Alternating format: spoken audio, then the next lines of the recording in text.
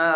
জবান ছেড়ে সবাই আমার সাথে একটু জিকির করুন ইসমে জাত আল্লাহ আল্লাহ আল্লাহ আল্লাহ আল্লাহ আল্লাহ আল্লাহ আল্লাহ আল্লাহ আল্লাহ আল্লাহর নবী নূরের নবী আল্লাহর নবী নূরের নবী যাহার নাই গো তুলনা নূরে ঝলমল ঝলমল করে সোনার মদিনা মাশাআল্লাহ আল্লাহ আল্লাহ আল্লাহ আল্লাহ আল্লাহ আল্লাহ আল্লাহর নবী নূরের নবী আল্লাহর নবী নূরের নবী যাহার নাই গো তুলনা নূরে ঝলমল ঝলমল করে সোনার মদিনা মারহাবা আল্লাহ আল্লাহ আল্লাহ আল্লাহ আল্লাহ আল্লাহ আল্লাহ আল্লাহ নবী বিনে আপন কে হো নাই গো মুমিন ভাই নবী বিনে বান্ধব কে হো নাই মাশাআল্লাহ আল্লাহ আল্লাহ আল্লাহ আল্লাহ আল্লাহ আল্লাহকে করিতে খুশি নবীর প্রেমে হও দাসী আল কোরআনে ঘোষণা দেয় তাই গো মুমিন ভাই নবী বিনে আপন কে হো নাই মারহাবা আল্লাহ আল্লাহ আল্লাহ আল্লাহ আল্লাহ আল্লাহ আল্লাহ আল্লাহ মা বাবা আত্মীয় স্বজন স্ত্রী পুত্র কন্যা গণ সবার চাইতে নবীজি আপন মাশাআল্লাহ মারহাবা নবীজিকে জানের চাইতে অধিক ভালো না বাসিলে হাদিসে কই তাহারি মান্নাই গো মুমিন ভাই নবী বিনে বান্ধব কে হো নাই মাশাআল্লাহ আল্লাহ আল্লাহ আল্লাহ আল্লাহ আল্লাহ আল্লাহ আল্লাহ আল্লাহ আল্লাহ আল্লাহ তোমারে না দেখলে আমার ঘরে এ রই না মো ও নহরে তুই আমার জীবন গো মুর্শিদ তুই আমার আর জীবন আল্লাহ আল্লাহ আল্লাহ আল্লাহ আল্লাহ আল্লাহ লা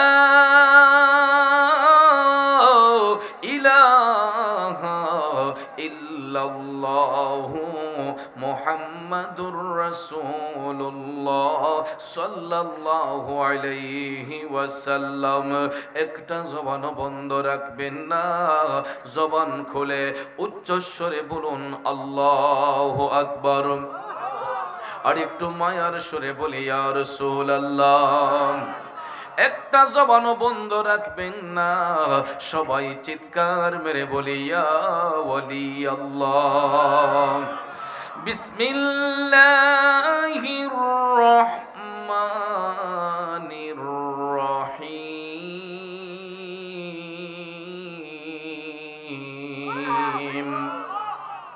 ওয়া মিনাল লাইলি ফাতাহাজ্জাত বিহি নাফিলাতাল লাক আসা আন ইয়াবআসাকা রাব্বুকা মাকামান মাহমুদা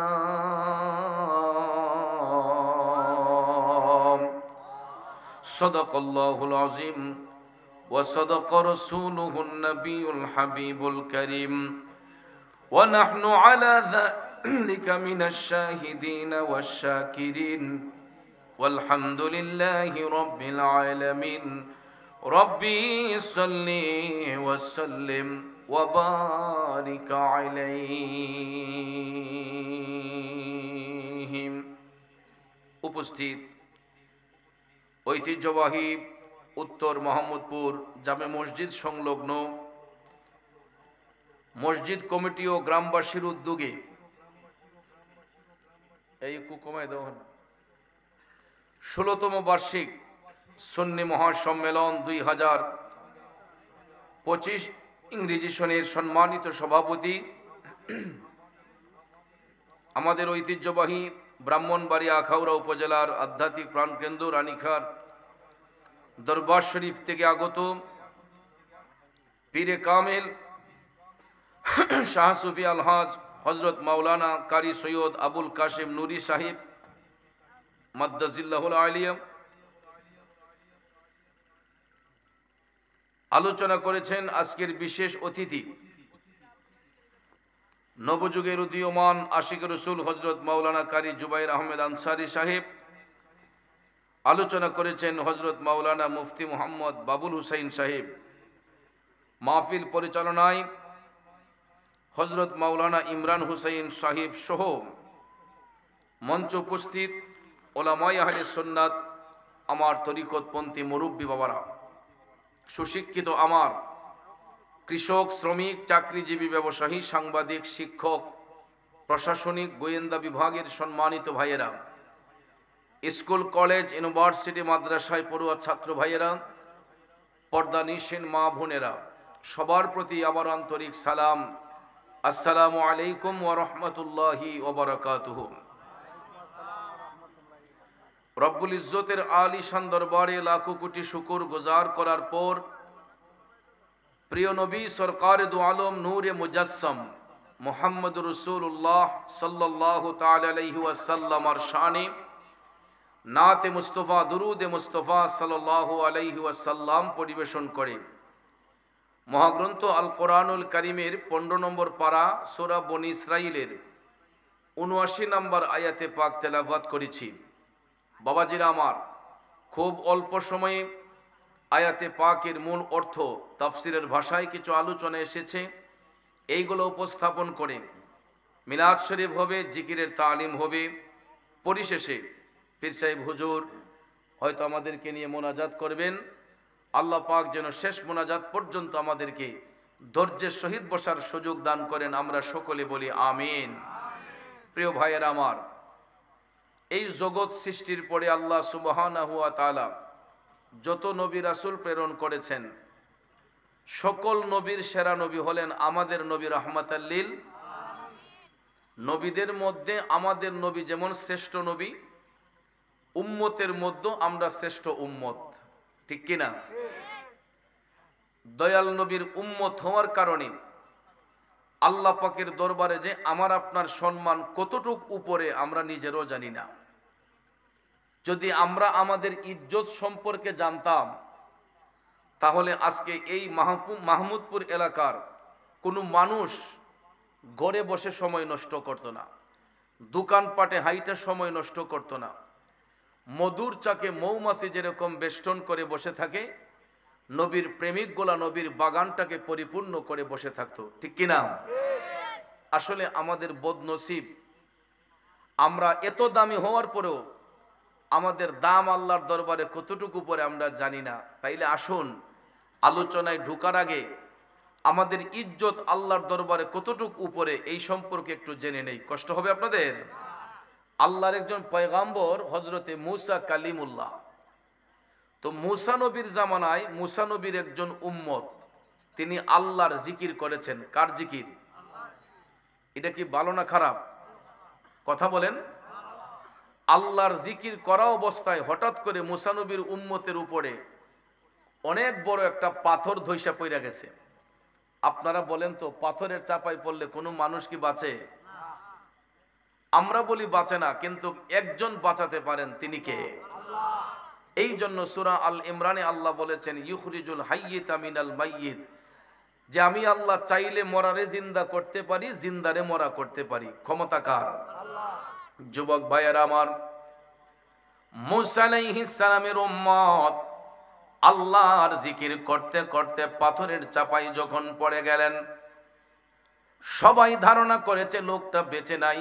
এই ধারণা করে যার যার মতো করে সবাই আপন আপন বাড়িতে চলে গেলেন। দিন যায় রাত যায়, দিন যায় রাত যায়, যাইতে যাইতে যাইতে একদিন নয়, 2 দিন নয়, 1 বছর নয়, 2 বছর নয়, 100 বৎসর নয়, 200 বৎসর নয়, বাজার টানা 300 বৎসর পার হয়ে গেল। জুড়ে বলেন কত বছর? 300 বৎসর পার হয়ে যাবার পরে পাথরটা যখন সরানো হলো, দেখা যায় পাথরের চাপায় পড়া একজন আল্লাহর বান্দা জীবিত অবস্থায়, যার জবান থেকে বের হচ্ছে আল্লাহ আল্লাহ আল্লাহ। তুমি রাখো কি বামারো এই দয়া কর, থাকিতে যেন তোমায় না ভুলি। তুমি রাখো কি বামারো এই দয়া কর, থাকিতে যেন তোমায় না ভুলি। মাহমুদপুরের বাবাজিরা, ও যুবক বন্ধুরা, মুসা নবীর উম্মত তিনি আল্লাহর জিকির করা অবস্থায় পাথরের চাপায় পড়ে গেলেন। 300 বছর পরে পাথরটা সরানোর পরে ভাইয়ার আমার, দেখা যায় জীবিত হইয়া ওই ব্যক্তি আল্লাহর জিকির করতেছে। দুনিয়ার মানুষগুলা তার পরিচয় না যাই না কয়, হে আল্লাহর বান্দা, পাথরের চাপায় পড়লে তো কোনো লোক বাঁচে না, তুমি বাঁচলা কেমনে? লোকটা ডাক দিয়া কয়, আমি দুনিয়াবাসীরা, আমি যেই আল্লাহর জিকির করেছে সেই মহান আল্লাহ আমাকে বাঁচিয়েছেন। লোকেরা ডাক দিয়া কয়, পাথরের ভিতর থাইকা তুমি খাইলা কি? তখন লোকটা ডাক দিয়া কয়, আমি যেই আল্লাহর জিকির করেছি সেই মহান আল্লাহ পাথরের ভিতর আমাকে রিজিক দান করেছে। আল্লাহ চাইলে পারে কি পারে না? এবার দুনিয়াবাসীরা ডাক দিয়া কয়, ও আল্লাহর বান্দা, আমরা জানতে চাই তুমি কতদিন যাবত পাথরের চাপায় পড়ে আল্লাহর জিকির করতেছ? তখন লোকটা ডাক দিয়া কয়, দুনিয়াবাসীরা, আমি 1 দিন নয়, 2 দিন নয়, টানা 300 বৎসর যাবত পাথরের চাপায় পড়ে মহান আল্লাহর জিকির করতেছে। কয় বছর? কত বছর?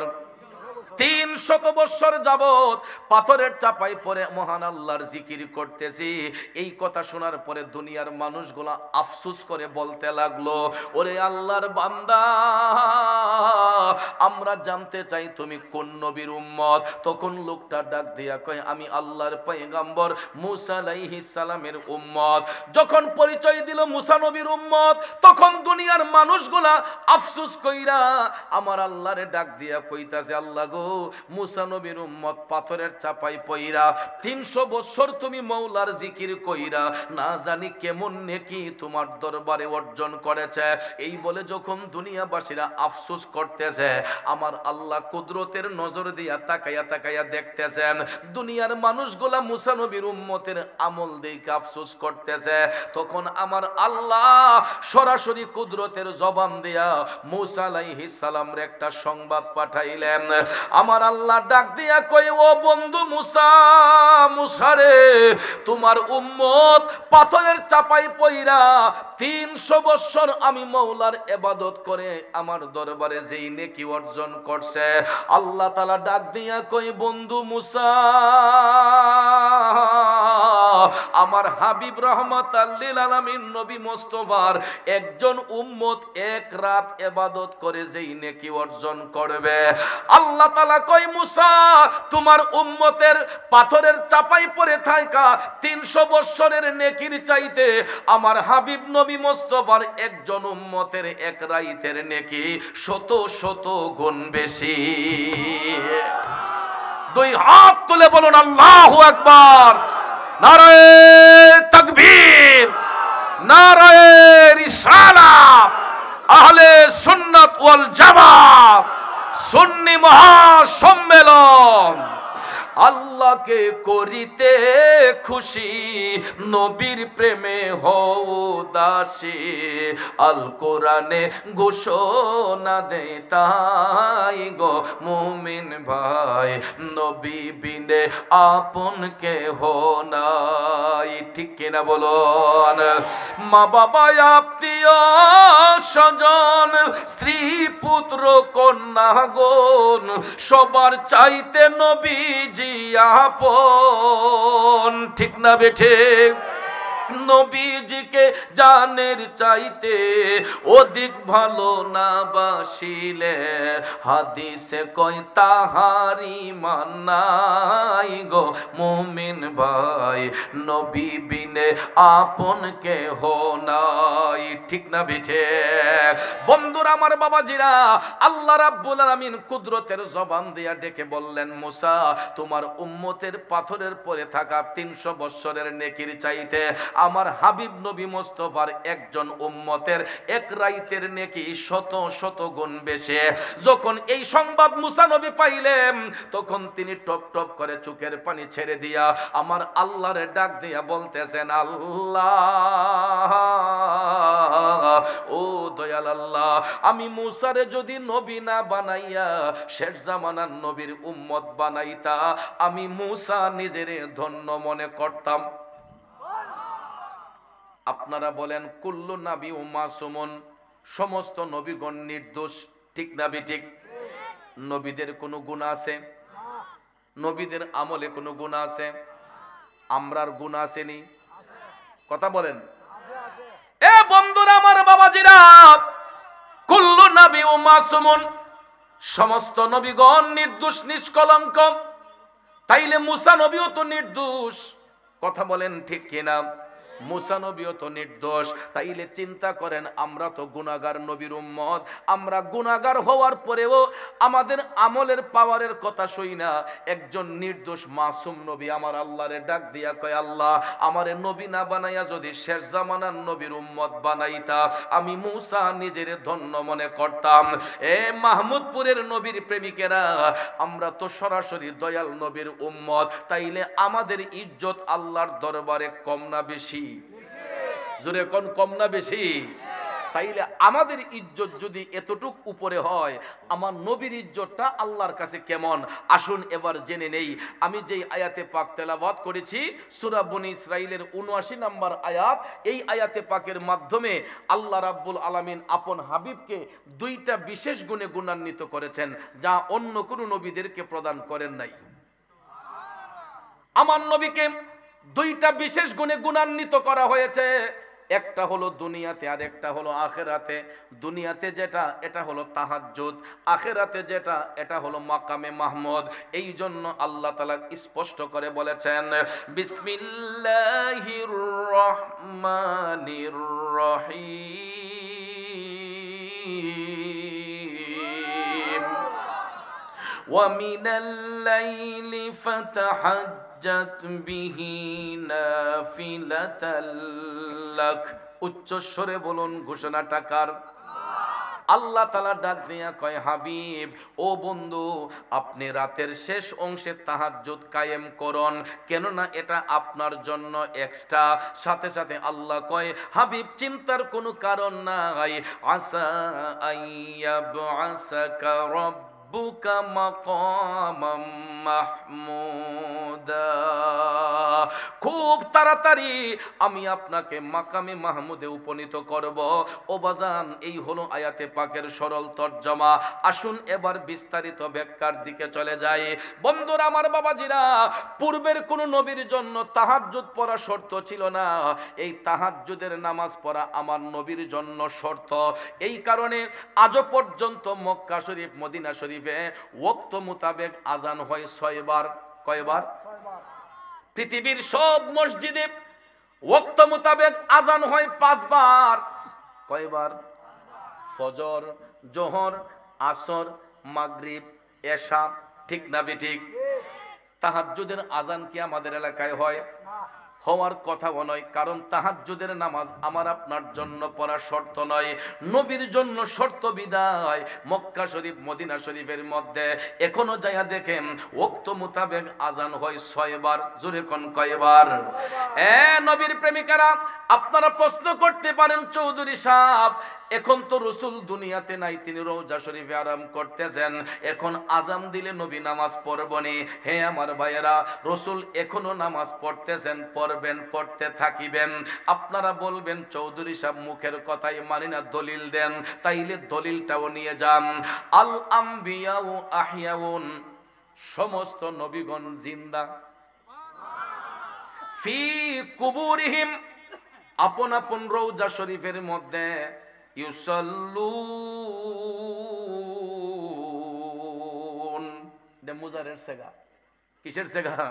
মুজারের সেগা। কারণ আমাদের নবী নয়, সমস্ত নবীগণ জিন্দা, আপন আপন রওজা শরীফে ইউসাল্লুন, এটা বহু বচন।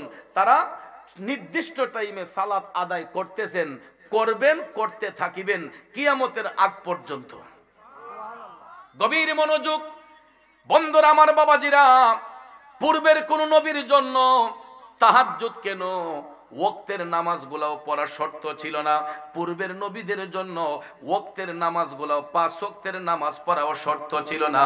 তারপরও পূর্বের যুগের নবীগণ, যদিও তারা 5 ওয়াক্তের নামাজ আদায় করেছেন, সিরিয়াল ভাবে নয়, এক একজন নবী এক এক ওয়াক্তের নামাজ দিয়ে তারা সালাত আদায় করেছেন, আল্লাহর শুকরিয়া আদায় করেছেন। আমরা আজকে জেনে নেব কোন নবী কোন ওয়াক্তের নামাজ দিয়া আমার আল্লাহর দরবারে শুকরিয়া আদায় করেছেন। কষ্ট হবে? আসুন সামনে যাই। ফজরের নামাজ পড়া, ফজরের নামাজ পড়ে মহান আল্লাহর দরবারে শুকরিয়া আদায় করেছিলেন গোটা মানব জাতির আদি পিতা হযরতে বাবা আদম সফিউল্লাহ। এটা কেন জানেন?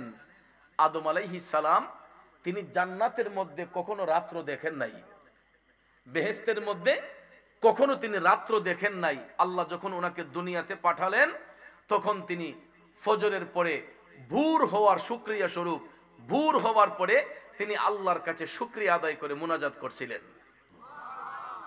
তারই ধারাবাহিকতায় জোহরের নামাজ পড়ে আল্লাহর দরবারে শুকরিয়া আদায় করেছিলেন তিনি মুসলিম মিল্লাতের আদি পিতা হযরতে বাবা ইব্রাহিম আলাইহিস সালাম। এটাও কেন জানেননি? আপন পুত্র শিশু ইসমাইল আলাইহিস সালামকে কোরবানি করার জন্য ঐতিহাসিক মিনার ময়দানে যখন নিয়ে গিয়েছিলেন, পুত্রের গলার মধ্যে যখন ছুরি চালাইতে গেলেন, আমার আল্লাহ রাব্বুল আলামিন কুদরতের নজর দিয়া তাকাইয়া দেখে গো, ইব্রাহিম নবী পরীক্ষার মধ্যে, স্বপ্নের মধ্যে বাস্তবায়ন হইয়া পরীক্ষার মধ্যে তিনি জয়লাভ করতেছেন। আমার আল্লাহ ডাক দিয়া কই, জিব্রাইল, ও জিব্রাইল, যাও যাও, তাড়াতাড়ি করে জান্নাত থেকে একটা দুম্বা হাজির করে নিয়ে যাও। তখন জিব্রাইল আলাইহিস সালাম জান্নাত থেকে একটা দুম্বা আইনা শিশু ইসমাইলের জায়গার মধ্যে শোয়া দিলেন। কুরবানি হয়ে গেল শিশু ইসমাইল, উদ্ধার হয়ে গেলেন হযরত, কুরবানি হয়ে গেল বেহেশতি দুম্বা, উদ্ধার হয়ে গেলেন শিশু ইসমাইল। আল্লাহর দরবার থেকে আপন পুত্রকে ফিরত পাইয়া, আল্লাহর দরবার থেকে আপন পুত্রকে ফিরত পাইয়া ইব্রাহিম নবী যোহরের নামাজ পড়ে আল্লাহর শুকরিয়া আদায় করেছেন। তারই ধারাবাহিকতায় আসরের নামাজ পড়া মহান আল্লাহর কাছে শুকরিয়া আদায় করেছিলেন তিনিও আল্লাহর পয়গম্বর। উনার নাম হচ্ছে হযরতে উজাইর আলাইহিস সালাম। এটা কেন জানেননি? উনার ইন্তেকালের 100 বছর পরে, কত বছর? 100 বছর। উজাইর আলাইহিস সালামের ইন্তেকালের 100 বছর পরে আমার আল্লাহ নতুন জীবন ফিরত দিয়েছিলেন। আমার আল্লাহ চাইলে পারে কি পারে না? অথচ দেখেন 100 বছর পরে তো হাড্ডি মাংস থাকার কথা নয়, ঠিক না বে ঠিক? কিন্তু উজাইর আলাইহিস সালামের ইন্তিকালের 100 বছর পরে আমার আল্লাহ ওনাকে নতুন জীবন দান করেছেন। আল্লাহর দরবার থেকে নতুন জীবন ফিরত পাইয়া তিনি আসরের নামাজ পড়ে আল্লাহর দরবারে শুকরিয়া আদায় করেছেন। ইম্পর্টেন্ট আলোচনা, মাগরিবের নামাজ পড়া মহান আল্লাহর দরবারে তওবা কবুল হওয়ার শুকরিয়া আদায় করেছিলেন তিনি আল্লাহর পয়গম্বর হযরতে দাউদ আলাইহিস সালাম। জোরে কোন সুবহানাল্লাহ। এখানে ছোট্ট একটা কথা আছে বাজান, আপনারা বলেন তো মাগরিবের টাইমে ফরজ নামাজ কয় রাকাত? পিছনের বাইরে এখন কয় রাকাত? যোহর ওয়াক্ত কয় রাকাত ফরজ? আসর ওয়াক্ত কয় রাকাত? এশার ওয়াক্ত কয় রাকাত? এ মাহমুদপুরের মুসল্লি বাবাজির আমার, যোহর ওয়াক্ত 4 রাকাত ফরজ, আসরে 4 রাকাত ফরজ, এশাতে 4 রাকাত ফরজ। মাগরিবের টাইমে 4 রাকাত ফরজ হইলে কি অসুবিধা ছিল? তাইলে জোহরে 4 রাকাত ফরজ, আসরে 4 রাকাত ফরজ, এশাতে 4 রাকাত ফরজ, মাঝখানে মাগরিবের টাইমে আমার আল্লাহ 3 রাকাত নামাজ ফরজ করলেন কেন? এটা নিয়ে কোনোদিন গবেষণা করছেন? কথা কয় না। গবেষণা করব দূরের কথা, আমরা তো ওয়াক্তের নামাজগুলোই পড়তে চাই না। নামাজ নিয়ে গবেষণা দূরের কথা, আমরা তো ওয়াক্তের নামাজগুলোই ভালো করে পড়তে চাই না। মনে কষ্ট নিবেন না, গুসা নিবেন না। আমি এখনো চ্যালেঞ্জ করে বলতে পারবো, আমার মাহফিলে যে শ্রোতারা আইসা বসছেন, আজকেও হয়তো আমাদের অর্ধেকেরও বেশি লোকের এশারের নামাজটা কাজা হইছে। কন্যা কেরে আমি চ্যালেঞ্জ করে বলতে পারবো, এখানে যারা বসলাম আজকে অনেকের মাগরিব কাজা হইছে, অনেকের আসরটা কাজা হইছে, জোহর কাজা হইছে। হ্যাঁ, আর ফজরের কথা বললে তো লজ্জাই লাগে। ফজরের কথা বললে লজ্জা লাগে, কারণ ভাইয়ের আমার, বন্ধুরা আমার, কেমনে ফজরের নামাজ পড়বো? কারণ যুবক বৃদ্ধ সবার হাতে এখন এমন মোনাজাত, ঘরের মধ্যে খাবার না থাকলেও এই মোনাজাত কিন্তু সবার হাতে আছে। না মিথ্যা বললাম? পেটে খাবার না থাকলে, ঘরে খাবার না থাকলেও মোবাইল এমবি থাকে। অ্যান্ড্রয়েড একটা মোবাইল প্রত্যেকের ঘরে আছে, কথা কোন আছে না? আমার কথা হলো, মোবাইল একটা কেন 10টা আপনার ঘরের মধ্যে রাখেন, আমার তো অসুবিধা নাই। প্রয়োজনের তাগিদে মোবাইল আমরা ইউজ করতে পারি, 100 বার করেন। দেশ বিদেশের খবরাখবর রাখবো, ভালো কথা, অসুবিধার কোনো কারণ নাই। কিন্তু এক্সেস ইজ ভেরি ব্যাড, অতিরিক্ত কিছুই ভালো না। ঠিক না ঠিক? অতিরিক্ত কিছু ভালো না। মোবাইল ফোন আপনি ব্যবহার করেন যতক্ষণ প্রয়োজন ততক্ষণ, কিন্তু দেখা যায় রাতের ঘুম হারাম করে দিয়া আমাদের দেশের যুবক যুবতীরা, যুবক যুবতী বলবো কেন, অন্ত 43 বয়সের মানুষগুলো, আধা বয়সে মানুষ যারা মোটামুটি চলতে ফিরতে পারে, এরাও দেখা যায় ঘুমাই আর রাত মোবাইল টিপে।